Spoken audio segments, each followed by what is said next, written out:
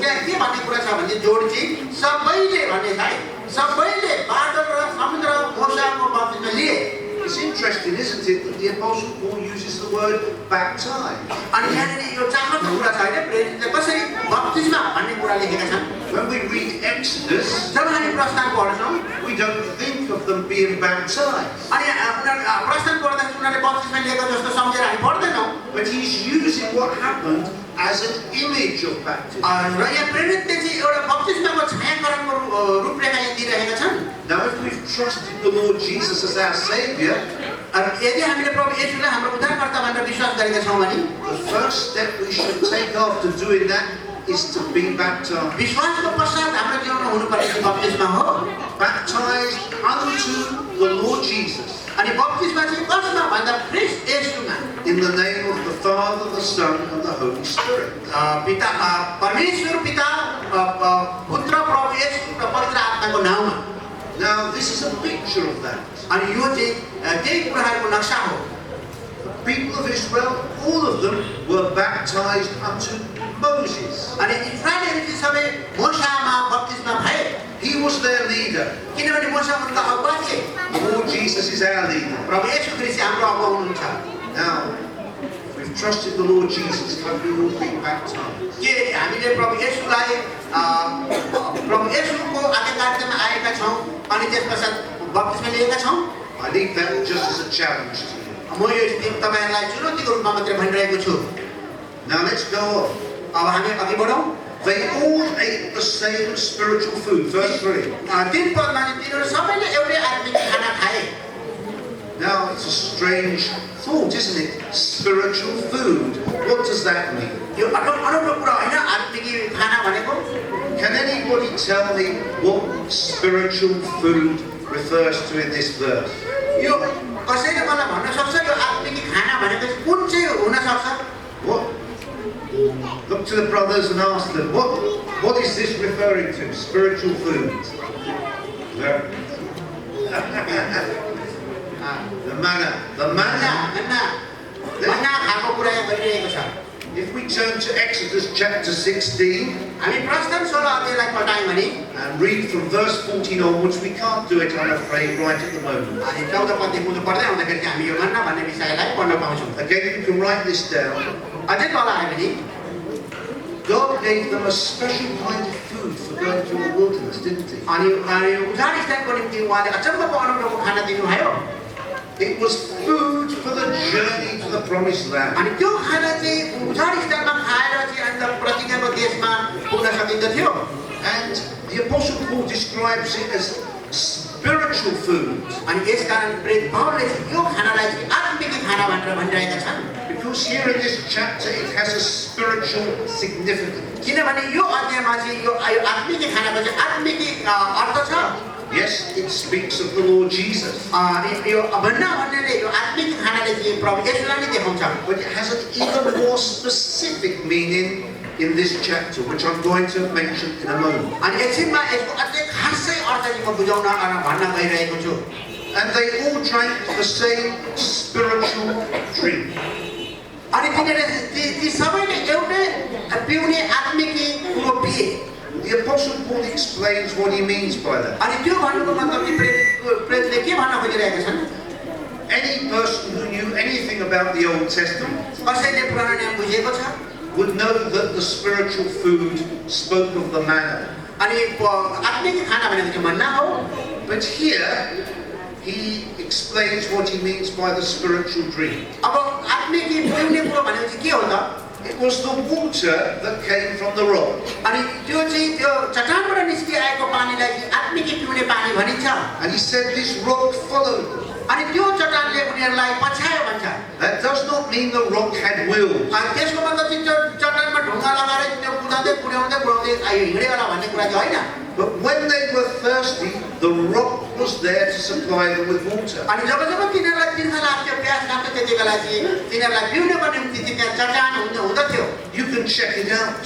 तपाईँले आफै जाँच गर्न सक्नुहुन्छ At the beginning of their journey उनीहरूको यात्राको सुरुवातमा in Rephidim, रेफिडिम भन्ने ठाउँमा they were thirsty. त्यहाँ तिनीहरूलाई प्यास लाग्यो, तिर्खा लाग्यो।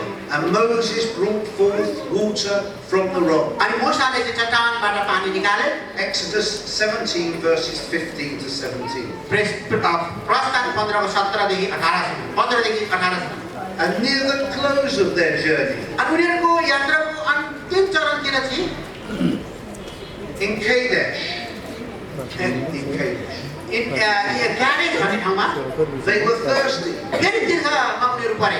And Moses brought forth water from the rock. अनि त्यहाँ पनि मूसाले चट्टानबाट पानी निकाले। Numbers 20 verses 7 to 13. गिन्तीको किताब 20 अध्यायमा छ। In that sense, the rock followed them. के त्यसो भन्नाले चाहिँ चट्टानले उनीहरूको पछि गयो भने There was a source of water for them. तिनीहरूको निम्ति पानीको मुहान, पानीको स्रोत यसरी भयो। And God always refreshes us in our journeys. अनि कसरी आफ्नो जनहरूलाई परमेश्वरले सधैँ ताजा जीवनमा बनाएर लगिरहनुहुन्थ्यो। But I was going to mention what I thought the specific meaning of the spiritual food was. अघि मैले भनेको थिएँ खासै आत्मिक खानाको अर्थ चाहिँ के हो भनेर मैले अघि भन्छु भनेर भनेको थिएँ। And I mention it now because we've spoken about the spiritual food and the spiritual drink. किनभने अब मैले भन्नुपर्छ किनभने यहाँनिर हाम्रो अध्ययन चाहिँ आत्मिक भोजन र आत्मिक पिउने कुराको विषयमा छ। Just as the crossing of the Red Sea is an image of baptism, लाल समुद्रको पार गर्नुले चाहिँ बप्तिस्माको एउटा छायाङ्कन हो। so the eating of the spiritual food and the drinking of the spiritual drink र यसरी आत्मिक खाना खाने र आत्मिक पिउने कुरा पिउनु भनेको चाहिँ is an image in this chapter of what we do at the Lord's Supper. यसले चाहिँ प्रभु भोजमा जब हामी प्रभु भोजको सेवा गर्छौँ, प्रभु भोजबाट लिन्छौँ, त्यो कुराको एउटा नक्सा हो। When we eat of the loaf and we drink of the cup. किनभने हामी त्यहाँ रोटीबाट लिनेछौँ अनि कचौराबाट पिउनेछौँ। So the Apostle Paul has brought before us अनि प्रेरित पौलले यसरी यो सच्चाइलाई हाम्रो अगाडि ल्याउँदछ। the two things that particularly mark Christians in a symbolic way. र उनले यसरी एउटा छायाङ्कन के भन्छ सांकेतिक तौरमा प्रेरितले आज तपाईँ र हाम्रो अगाडि यो सच्चाइलाई ल्याउँदछन्। At the start of their Christian pathway, they get baptized. अनि इसाई जीवनलाई सुरु गरेर यात्रा गर्दै जाँदाखेरि चाहिँ उनीहरूले बप्तिस्मा लिन्छन्। And during the course of their life, each Lord's Day, they break bread. अनि इसाई जीवनको सम्पूर्ण जीवनकालभरि नै कसरी गर्न हरेक हप्ताको पहिलो दिन चाहिँ हामी रोटी तोडाईको सेवा गर्छौँ। Now, the challenge for us is if we've trusted the Lord Jesus and we've been baptized, have we started to break bread? अब एउटा हाम्रो जीवनमा चुनौती यो छ तपाईँ र हामीलाई के हामीले विश्वास पनि गर्यौँ, बप्तिस्मा पनि लियौँ, तर प्रभु भोजमा हामी हरेक हप्ताको पहिलो बार उपस्थित भएर प्रभु भोजमा सम्मिलित छौँ हामी। I leave it there. Can't say any more because we haven't got enough time. I'll leave it there. अब यही छोड्छु किनभने मेरोमा समय छैन। These are the two things that should mark Christians. र यो दुईटा कुराले चाहिँ क्रिस्चियनलाई चिनिने चाहिँ बप्तिस्मा र प्रभु भोज लिइरहने कुराले चाहिँ क्रिस्चियनको चिनारी यही हो। I will just say one thing. The Lord Jesus says, do this in remembrance. म यो पनि जोड दिएर भन्छु किनभने प्रभु येशू स्वयंले भन्नुभएको छ जब जब तिमीहरू यो खान्छौ र पिउँछौ तब तब तिमीहरूले मेरो मृत्युको सम्झना गर्नेछौ भनेर प्रभु स्वयंले भन्नुभएको कुरा हो। But now look at verse 5. अब 5 पद हामी हेर्छौँ। Yet God was not pleased with the most of them. तापनि तिनीहरूमध्ये धेरैसँग परमेश्वर खुसी हुनुहुन्न थियो। They were baptized unto Moses in the Red Sea. अब लाल समुद्रमा उनीहरू मोसेसमा बप्तिस्मा भएका थिए। Each day they went out and collected manna and ate the manna, हरेक दिन उनीहरू बाहिर जान्थे अनि त्यहाँदेखि मन्ना भेला पारेर ल्याउँथे अनि खान्थे। except on the Sabbath. विश्रामको दिनमा चाहिँ उनीहरूले मन्ना बटुल्नु पर्दैन थियो। And they drank of the water that came out of the rock. अनि तिनीहरूले पिउने पानी चाहिँ चट्टानमा निस्केको पानी पिउँथे। And yet God was not pleased. तर पनि परमेश्वर उनीहरूसँग खुसी हुनुहुन्न थियो। And in verse 5 at the end it says they were strewed in the desert.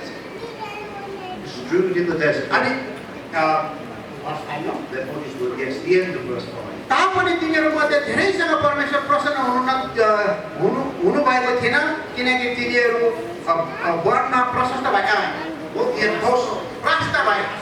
yes, अनि हात किनभने इस्राएलीहरू चाहिँ हात खाएको जीवनमा जिरहेका थिए हो सुकेको जीवनमा What the apostle is saying to us is that wonderful as these things are, baptism and breaking bread, they do not mean that we are saved.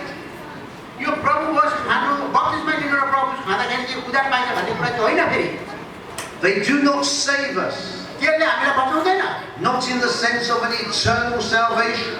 हामीले अनन्त मुक्ति पाइन्छ भन्ने कुरा होइन We may be baptized and yet not have really trusted the Lord Jesus as our Savior. यदि हामीले बप्तिस्मा त लिएका होनौँ तर हामीले प्रभुलाई गर्नुपर्ने विश्वास चाहिँ नगरेका हुन सक्छ We may break bread and yet not really have trusted the Lord Jesus as our Savior. हामीले प्रभु वचन तोडिरहेको हुन सक्छ हप्ते पछि तर खासै प्रकारले प्रभुमाथि विश्वास हामीले नराखेको हुन सक्छ प्रभु मेरो उद्धारकर्ता भनेर उद्धारकर्ताको सम्बन्धमा नआएको हुन सक्छ They are symbols of something very special. अनि यो चाहिँ एकदमै खासै कुराको सांकेतिक दृश्य हो But just because you've been baptized or just because you break bread doesn't mean that you are saved. प्रभु वचनमा खाँदैछु बप्तिस्मा मैले लिएको छु भन्दैमा तपाईँले उद्धार पाउनु भएको छ भन्ने कुराको निश्चयतामा चाहिँ हामी आउन सक्दैनौँ We're only saved if we have a living